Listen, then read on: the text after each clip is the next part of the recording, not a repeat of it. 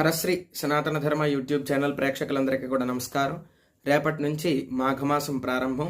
ఈ మాఘమాసం ప్రతిరోజు కూడా ఈ నెల్లాళ్ళు చాలా చాలా శక్తివంతమైనటువంటి రోజులు కనుక ప్రతి ఒక్కరూ కూడా ఈ మాసాన్నంతా కూడా సూర్యనారాయణమూర్తి ఆరాధన చేయడం వల్ల మనకి ఎటువంటి అనారోగ్య సమస్యలు లేకుండా అందరూ కూడా ఆయురారోగ్యాలతో ఉంటారు.